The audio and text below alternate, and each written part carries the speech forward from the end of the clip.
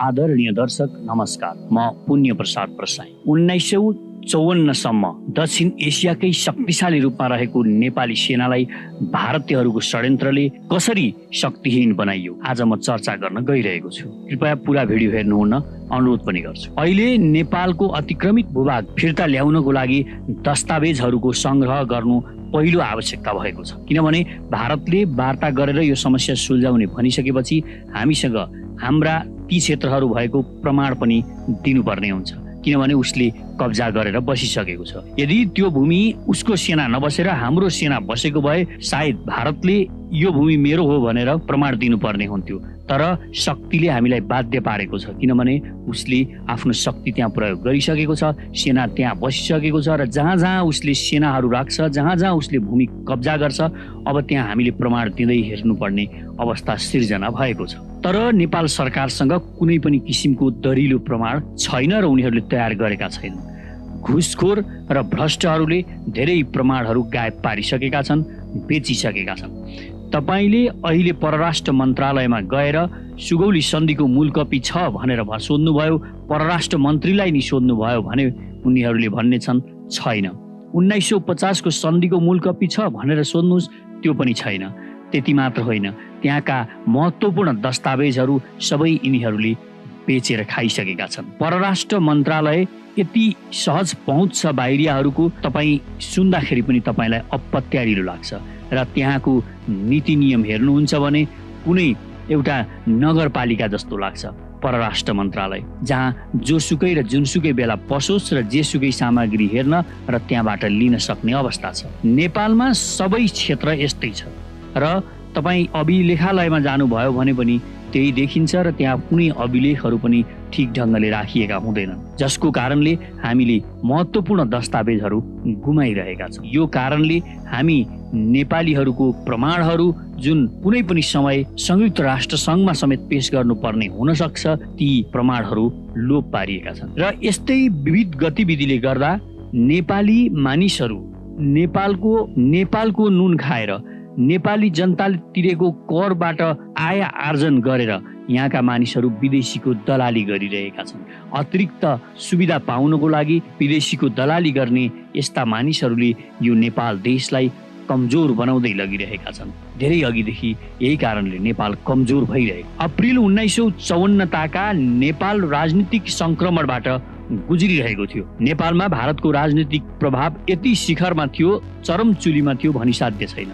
भारतकै सहयोग लिएर त्यति बेला दक्षिण एसियाकै शक्तिशाली मध्येको नेपाली सेनालाई पुनर्गठन र कटौती गरी 17,000 को संख्यामा झारेको हुँदा नेपाली सेना कमजोर अवस्थामा रहन गएको थियो। त्यस्तै मे 2015 ताका पनि एकातिर विनाशकारी भूकम्पले आम नेपाली जनता र नेपाली सरकार समेत पीडादायी र विकराल अवस्थामा गुज्रिरहेको थियो भने अर्कोतर्फ नयाँ संविधान बन्न नसकेर देश विभाजित र कमजोर अवस्थामा थियो। राजनीतिक संक्रमण, प्राकृतिक विपत्ति र राजनीतिक अस्थिरताले आक्रान्त रहेको अवस्थाकै मौका छोपी छिमेकी मुलुक भारतले नेपाललाई सुईको समेत नदी नेपाली भूभाग लिपुलेको आपसी उपयोगको लागि भनेर चीनसँग सम्झौता गरेको देखिन्छ। यस्ता सन्धि सम्झौताप्रति शीघ्र विरोध जनाउन चुक्नु नेपालीको कूटनीतिको कमजोरी पक्ष हो। यसरी नेपाललाई कमजोर अवस्थामा रहेको बेला, नेपालमा आन्तरिक कलह भइरहेको बेला भारतले नेपाललाई केही न केही गरी फसाउने गरेको इतिहास छ। यो अहिलेको मात्र इतिहास होइन। लिपुलेकमा चीनसँग सम्झौता गर्नु पनि यसको मुख्य कारण त्यही हो। लिपुलेक नेपालको हो कि होइन चीनलाई थाहा नहुन सक्छ, तर भारतलाई स्पष्ट रूपमा थाहा थियो त्यो नेपाली भूभाग हो। नेपाली भूभागको बाटो भएर व्यापार गर्छु भनेर दुई देशले सम्झौता गर्दा त्यहाँ नेपालको सहभागिता हुनु पर्थ्यो कि पर्दैन थियो। यो भारत र चीनको नै मिचाहा व्यवहार हो, तथापि भारतले यसमा ठुलो रोल खेलेको देखिन्छ। सामरिक दृष्टिले कालापानी क्षेत्र भारतको नियन्त्रणमा रहनु चीनको सामरिक हितमा छैन। यो चीनले अहिले मात्र बुझ्दैछ। चीनलाई उक्त भूमिमाथि या त नेपालको स्वामित्व बारेमा सत्य तथ्य प्रमाणको अभावमा सम्झौता गरेको हुन सक्छ, अथवा आर्थिक हितलाई दृष्टिगत गरी लिपुलेकलाई व्यापारिक प्रयोजनको लागि उपयोग गर्ने उद्देश्यले भारतसँगको सम्झौता गरेको हुन सक्छ। त्यो नाकाबाट विशाल जनसङ्ख्या भएको भारतसँग व्यापार गर्दा चीनलाई अत्यधिक आर्थिक फाइदा हुने कुरा त घाम जत्तिकै छर्लङ्ग छ। लिपुलेकका सम्बन्धमा नेपालले चीनसँग छुट्टै कूटनीतिक वार्ता गरी वास्तविकता अवगत गराउनु पहिलो आवश्यकता हो। यसले भारत चीन बीच लिपुलेख सम्बन्धी हालसम्म भएका सम्झौतालाई निष्क्रिय बनाउन मद्दत पुग्ने देखिन्छ। कालापानीमा भारतीय फौज सन् 1951 मा नेपालमा भएको राजनीतिक परिवर्तन र अप्रिल 1954 बीचको अवधिमा आएर बसेको देखिन्छ। पञ्चायत कालमा सीमा अतिक्रमण र अरू संवेदनशील विषयहरू अहिले जस्तो खुला र स्वतन्त्र बहसको विषय बन्न पाउँदैन थियो। सरकारभित्र पनि सम्बन्धित उच्च पदस्थ व्यक्ति, उच्च घराना र राजदरबारको सीमित घेराभित्र मात्र यस्ता विषयमाथि छलफल सीमित रहने गर्दथ्यो। त्यही भएर कालापानीको विषय प्रजातन्त्रको पुनर्स्थापनापछि मात्रै जनस्तर र चर्चाको विषय बनेको देखिन्छ। लोकतन्त्रमा यस्ता संवेदनशील विषयमा खुला छलफल र विरोध प्रदर्शन हुन्छन्, तर पञ्चायतकालमा यो अवसर थिएन। यस कारणले गर्दा पनि पञ्चायतकालमा कुनै राष्ट्रियताको समस्या थिएन कि जस्तो देखिन्थ्यो, तर वास्तविकता त्यो थिएन। भित्रभित्रै भारतले धेरै ठाउँमा नेपाली भूभाग मिचेको थियो, जसका बारेमा बहस हुँदैन थियो र नेपाली शासकहरू चुपचाप र मौन रहन्थे। यसले जनचेतना फैलाउन, राष्ट्रिय भक्तिको भावना जगाउन र राष्ट्रिय सहमतिको वातावरण सिर्जना गर्न बल पुर्याउँछ भन्ने उनीहरूको मान्यता थियो। किनभने भारतले सिमाना मिचिरहेको छ भनेर यहाँको सरकारले केही गरेन भन्दा पञ्चायतप्रति जनताको वितृष्णा हुन्छ भनेर उनीहरू यस्ता समस्याहरूलाई जनतासम्म पुग्न दिँदैनथे। तर यसले सिधै समस्या समाधान चाहिँ गर्दैन। समस्या समाधान गर्नका लागि सरकारले दरो इच्छा शक्तिहरू राखी कूटनीतिक वार्ता भारतसँग गर्नु आजको आवश्यकता छ। ब्रिटिस भारतलाई ठूलो सैनिक मद्दत प्रदान गरेको फलस्वरूप नेपालले 1860 मा नयाँ मुलुक अर्थात् हालको बाँके, बर्दिया, कैलाली र कञ्चनपुर जिल्ला फिर्ता पायो। भारत स्वतन्त्र हुँदा नेपाल, ब्रिटेन र भारत बीच गोर्खा रेजिमेन्ट बाँडफाँड सम्बन्धी त्रिपक्षीय सम्झौता भयो। हाल 7 वटा भारतीय गोर्खा रेजिमेन्ट 1 लाख भन्दा बढी नेपाली युवाहरू कार्यरत छन्। भारत स्वतन्त्र भएपछि हालसम्म करिब 2 लाख युवाहरूले भारतको भौगोलिक अखण्डताको रक्षा गर्न योगदान दिइसकेका छन्। अर्थात् कश्मीरमा होस् या अन्यत्र धेरै ठाउँमा लडेर गोर्खालीहरूले उनीहरूलाई भूमि फिर्ता गराएका छन्, अर्थात् उनीहरूको भौगोलिक अखण्डताको रक्षा गरेका छन्। नेपालको पश्चिमी सिमाना स्थित कालापानी क्षेत्र भारतीय गोर्खा रेजिमेन्टमा कार्यरत गोर्खालीहरूको मातृभूमि हो।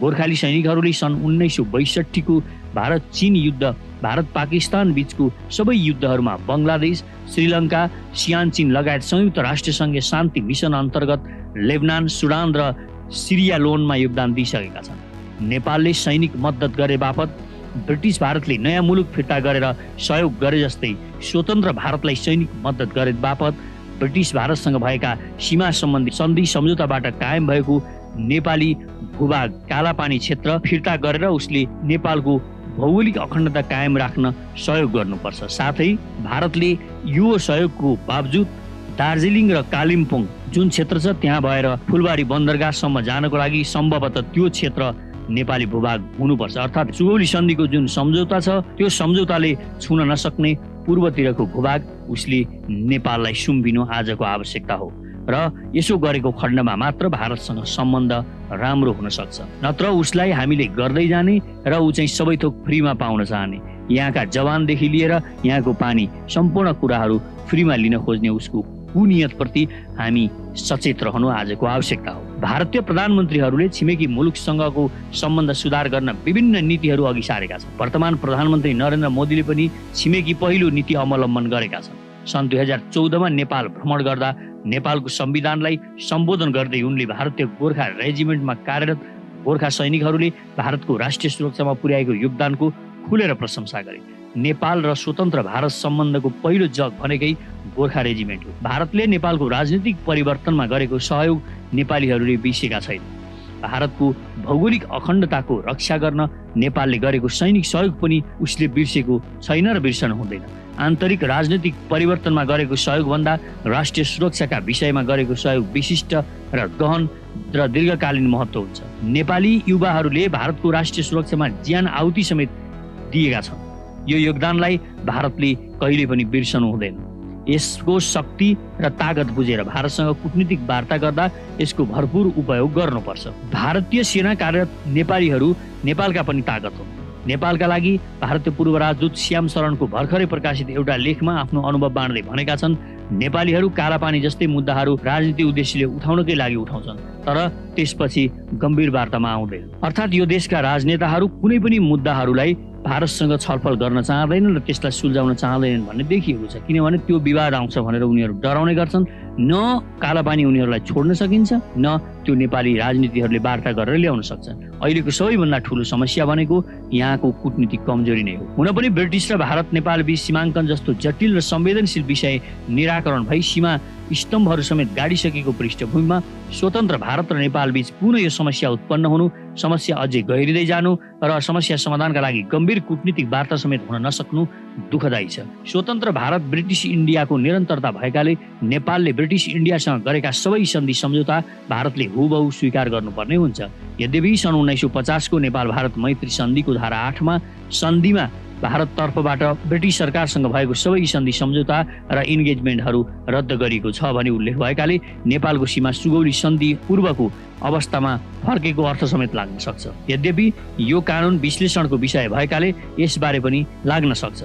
अर्थात् 1950 को सन्धिको हामी विरोध त गर्छौं, तर 1950 को सन्धिले नेपाली भूभाग जुन सुगौली सन्धि हुनुभन्दा अगाडिको भूभाग कायम थियो त्यही अवस्थामा फर्केको छ भन्ने पनि देखाउँछ। यदि नेपाल शक्तिशाली हुने र नेपालले अन्तर्राष्ट्रिय स्तरमा सशक्त पहुँच राख्न सक्ने हो भने हामीलाई अहिले ग्रेटर नेपाल फिर्ता लिनको लागि यो एउटा बुँदा काफी हुनेछ।